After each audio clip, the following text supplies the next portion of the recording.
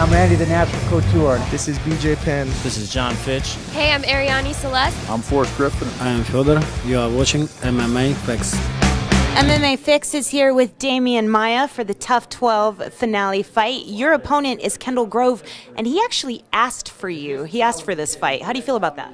I didn't know that, they just told me that. It's okay, probably he thinks I'm a good fight for him, and I hope I will be a very good fight for him. He says actually that you are one of the best fighters and that he wanted to fight you because it could advance his career. A lot of people say that you fighting him, you take that win, it doesn't do a whole lot for you. How do you feel about that? No, I think it does. He's a good fighter. He showed in his last couple of, especially his last fight. He's a different fighter. He's much better.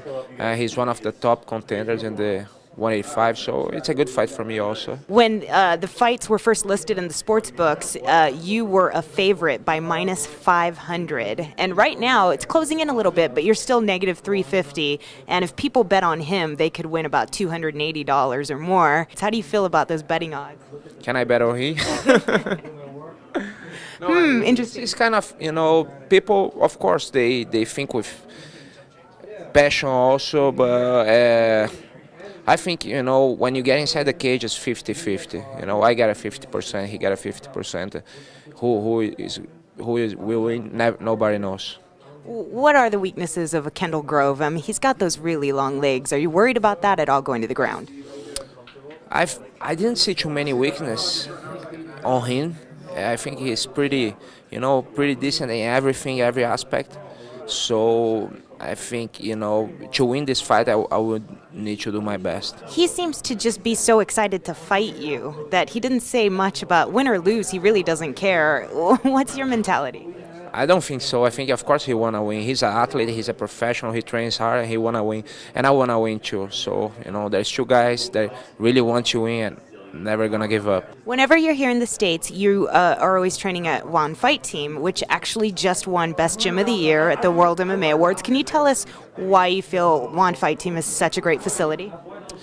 Because they have everything that you need there. They have like hyperbaric camera, they have an official octagon, very good tatami match, and very good weightlifting equipment. So, they pretty much have everything, a good bat, everything. Wanderlei is a good friend of yours, and he hasn't been able to train a whole lot. I mean, he hasn't been able to take a fight lately, but he has been in the press a lot for his mouth. What would you say about Wanderlei? Like, could you describe him and tell us why you think he's always getting in trouble for what he says? It's just his style. He's very good on that and promote his fight, and that's important for the UFC and for the MMA. I think, I'm not like that, but I wish I could go like he is. It's very good. He promotes very well his fight, and he just did a surgery, so he's recovering. But he's a great fighter. Do you ever shake your head or say Wanderlei, maybe you shouldn't say these things? No, I think since you're true when you talk, you're not fake. I think you should say wherever you think. Switching subjects, Chael Sonnen is actually appealing his suspension before CSAC today, and I want to know what your thoughts on his popping positive for PEDs. What was the news like when you heard it? How do you feel about the whole thing? I feel that he did pretty well in the fight. Everybody knows he almost won the fight, and he made a mistake. He's paying for this mistake, and what can I say? Everybody can make a mistake, and I can't judge him. Does it bother you at all in the reputation of MMA for somebody of his caliber popping positive?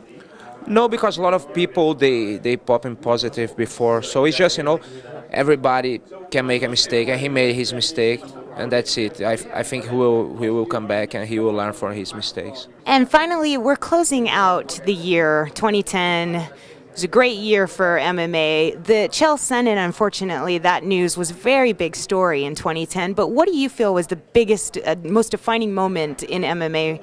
And who do you think was the most definitive fighter?